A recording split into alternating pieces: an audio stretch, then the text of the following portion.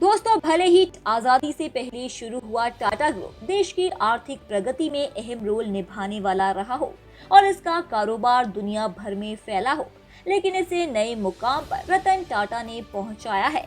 साल 1991 में ग्रुप की कमान अपने हाथ में लेने के बाद इस समूह ने कई नए और बड़े आयाम स्थापित किए। टाटा ये नाम घर की रसोई से लेकर आसमान में सफर तक हर जगह दिख जाएगा। नमक मसाले हो या फिर पानी, चाय, कॉफी, घड़ी, ज्वेलरी या लग्जरी कार, बस, ट्रक और हवाई जहाज का सफर, टाटा ग्रुप का कारोबार हर क्षेत्र में फैला है। देश में इसे 157 साल पुराने ग्रुप की 17 कंपनियां शेयर बाजार में लिस्टेड है। जी हां, आजादी से बहुत पहले साल 1868 में एक ट्रेडिंग फर्म से शुरू हुआ टाटा समूह देश की कुल जीडीपी में भी करीब 2% का भागीदार है। वित्त वर्ष 22 में टाटा समूह का कुल मार्केट कैपिटल करीब 240 अरब डॉलर या करीब 21 ट्रिलियन रुपए है। रेवेन्यू की बात करें तो फाइनेंशियल ईयर 2022 में ये करीब 128 अरब डॉलर है। जमशेदजी टाटा के द्वारा खड़े किए गए इस विशाल कारोबारी साम्राज्य में करीब 9,35,000 कर्मचारी काम कर रहे हैं। साल 1991 में टाटा ग्रुप की कमान संभालने के बाद लंबे समय तक अपनी काबिलियत की दम पर रतन टाटा ने कारोबार में उल्लेखनीय वृद्धि की। रतन टाटा ने टाटा सन्स का चेयरमैन रहते हुए हर कंपनी को मुनाफे की कंपनी बनाने का काम किया। हालांकि टाटा सन्स के अध्यक्ष पद से उन्होंने साल 2012 में ही इस्तीफा दे दिया था और अपने साइंस मिस्त्री के हाथों में कमान आ गई, लेकिन विभिन्न मुद्दों के चलते बोर्ड ने मिस्त्री को साल 2016 में पद से हटाने का मन बना लिया और उनके हटने के बाद रतन टाटा ने फिर से ग्रुप की जिम्मेदारी अपने हाथों में ले ली। जनवरी 2017 में रतन टाटा ने रिटायरमेंट ले लिया था। तब से ऐसे लिए जाते हैं फैसले और तब भी नटराजन चंद्रशेखरन को टाटा समूह का अध्यक्ष नियुक्त किया गया था। अगर बात करें टाटा ग्रुप और इसकी कंपनियों की देख रेख के बारे में, तो टाटा सन्स इस समूह का मुख्य प्रमोटर और प्रिंसिपल इन्वेस्टर है।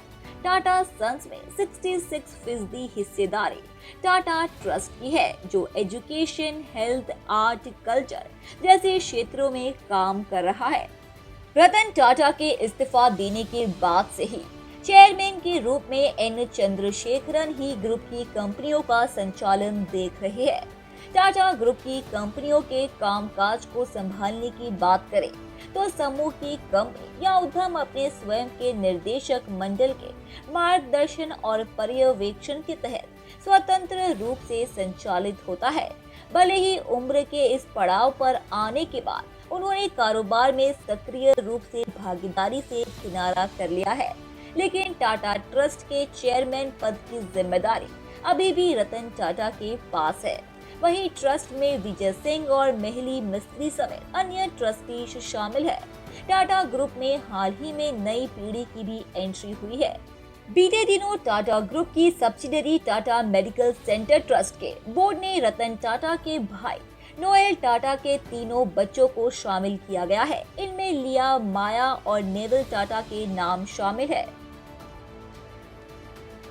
टाटा के अलग अलग क्षेत्र में फैले हुए व्यापार की बात करें तो लिस्टेड कंपनियों के अलावा टाटा ग्रुप करीब 10 सेक्टर की 60 अनलिस्टेड कंपनियों समेत 100 सब्सिडरी फर्मों को संचालित या उनसे जुड़कर काम कर रहे हैं। टाटा का साम्राज्य कितना बड़ा है, इसका अंदाजा इस बात से लगाया जा सकता है कि टाटा समूह 6 महाद्वीपों के करीब 100 से अधिक देशों में सक्रिय है।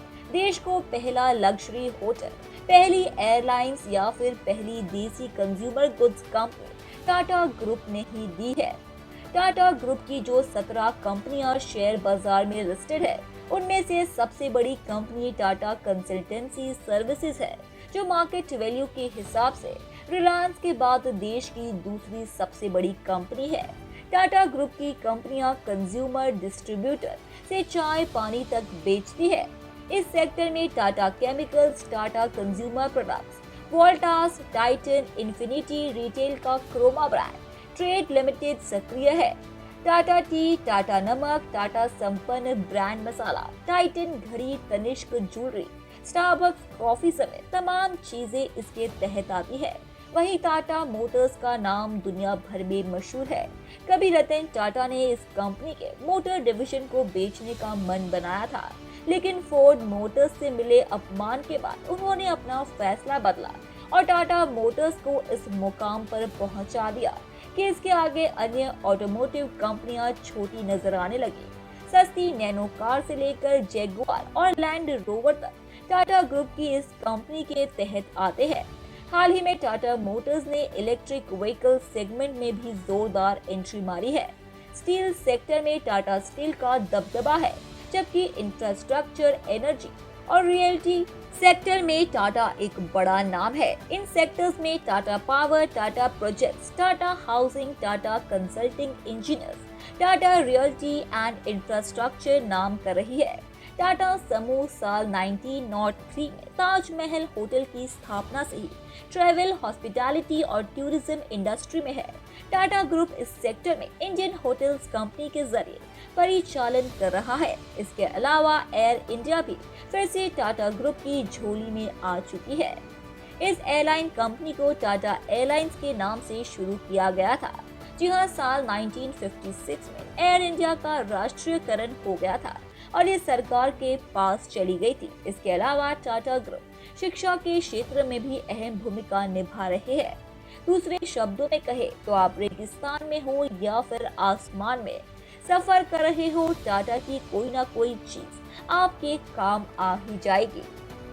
धन्यवाद दोस्तों, उम्मीद है कि आपको हमारे द्वारा बताई गई जानकारी काफी पसंद आई होगी। इसलिए ऐसे ही रोचक तथ्यों और रहस्यों को जानते रहने के लिए हमारे चैनल को सब्सक्राइब करें। अपनी प्रतिक्रिया कमेंट बॉक्स में दें, उसे लाइक करें और अपने दोस्तों, रिश्तेदारों को भी इस जानकारी से रूबरू कराने के लिए हमारे इस चैनल को ज्यादा से ज्यादा शेयर करें। धन्यवाद।